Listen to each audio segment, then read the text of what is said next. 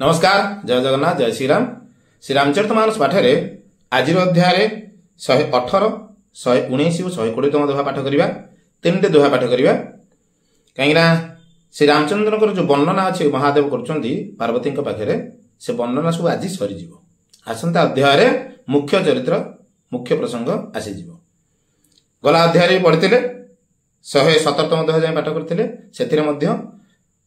महादेव श्रीरामकर वर्णना ही कर चरित्र वर्णना कर रूपर वर्णना कर नामर वर्णना करमती केते प्रकार वर्णना कर आज से ही भगवान शिव रामचंद्र को वर्णना कर पार्वती पाखे। तो आरंभ करवा श्रीरामचरितमानस चौपाही।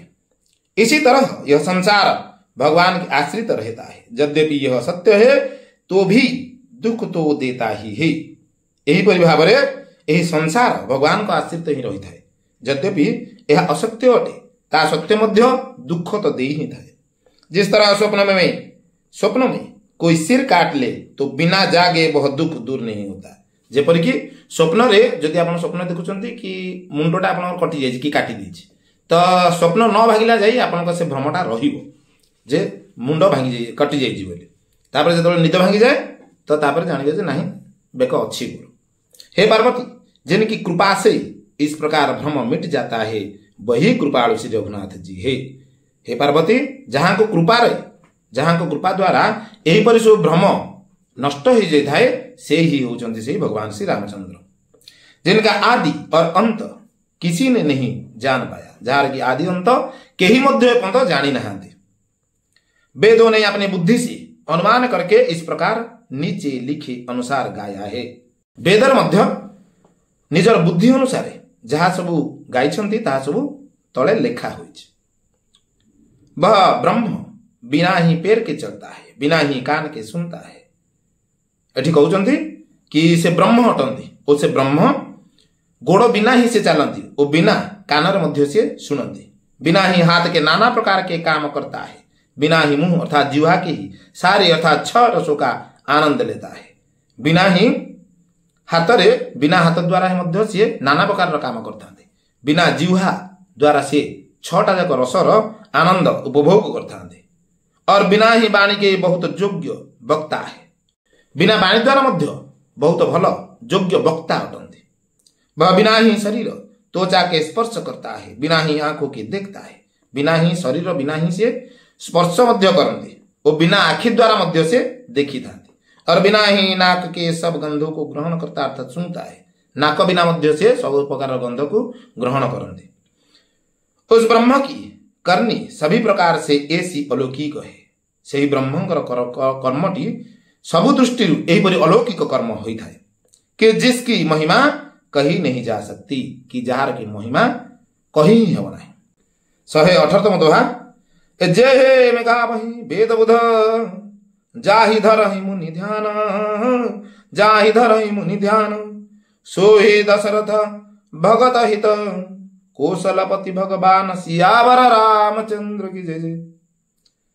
जिसका वेद और पंडित इस प्रकार वर्णन करते हैं, जहार की वेद और पंडित माने यही परिभाव वर्णना करिथांती और मुनि जिसका ध्यान करते हैं, मुनि मान मध्य जहार ध्यान करती वही दशरथ नंदन भक्तों के हितकारी अयोध्या के स्वामी भगवान रामचंद्र जी है। से ही दशरथ नंदन भक्तों हितकारी अयोध्यार स्वामी भगवान श्री रामचंद्र अटंती। हे पार्वती, जिनके नामों की बल से काशी में मरते हुए प्राणी को देखकर मैं उसे राम मंत्र देकर शोक रहित कर देता हूं अर्थात मुक्त कर देता हूं। हे पार्वती, जहां कर की केवल नामर बल नहीं मु काशी रे जो प्राणी माने मरी जाती देह त्याग करथांती मु राम मंत्र देकिना शोक रहित बा मुक्त करिथाए। वही मेरे प्रभु रघुश्रेष्ठ श्री रामचंद्र जी जड़ चेतन के स्वामी और सबके हृदय के भीतर की जानने वाले हैं। से ही मोर प्रभु श्री रामचंद्र जड़ और चेतन स्वामी अटंती ओ समस्त हृदय भितर रहिला वाला अटंती। विवश होकर बिना इच्छा के भी जिनका नाम लेने से मनुष्य को अनेक जन्मों में किए हुए पाप जल जाते हैं। बिना इच्छा रे जे माने नाम खाली बिना इच्छा रे इच्छा नथिबो किंतु नाम नहीं थांती, नाम ग्रहण करथांती, से माने मध्य तांकर जन्म जन्मर पाप को नाश कर दी था। फिर जो मनुष्य आदर पूर्वक उनका स्मरण करते हैं वे तो संसार रूपी दुस्तर समुद्र को गाय के खूर से बने हुए गड्ढे के समान अर्थात बिना ही किसी परिश्रम के पार कर जाते हैं। आ जो मनुष्य माने आदर सहित से नाम को ग्रहण करते नाम को स्मरण करते तो यही संसार रूपी समुद्र को दुस्तर समुद्र को गाईर खुरा सदृश ही पार कर जाते, अर्थात बिना किसी परिश्रम बिना किसी परिश्रम ही से यही संसार समुद्र को पार कर जाते। हे पार्वती, वही परमात्मा श्री रामचंद्र जी है, उनमें भ्रम देखने में आता है। तुम्हारा ऐसा कहना अत्यंत ही अनुचित है। हे पार्वती, से ही परमात्मा श्री रामचंद्र अटंती और तांको देहरे तुमको भ्रम देखागला एक कथा कहवाटा अत्यंत अनुचित अटे। इस प्रकार संदेह मन में लाते ही मनुष्य के ज्ञान वैराग्य और सारे सद्गुण नष्ट हो जाते। यही परी संदेह मन को आसला मात्र ही मनुष्यर ज्ञान वैराग्य और सारा जी सब सद्गुण अच्छे सब नष्ट हो जाता है। शिव जी के भ्रमनाशक वचन को सुनकर पार्वती जी के सब कुतर्कों की रचना मिट गई। भ्रमनाशक कथा को सुनिकिना पार्वती जी सब कुतर्क रचना थिला से सब नष्ट हो गला। श्री रघुनाथ जी के चरणों में उनका प्रेम और विश्वास हो गया और कठिन असंभावना जिसका होना संभव नहीं है ऐसी मिथ्या कल्पना जाती रही। श्री रघुनाथ चरण कमल रे तांकर प्रेम और विश्वास आसीगला ओ जहाँ कठिन असंभव माना होता ताहा मध्य सेही बड़ी भाबरे मिथ्या कल्पना सबु तांका मुंडरू पळेला। ए पुनि पुनि प्रभुपद कमल गहे जोरि पंकरुह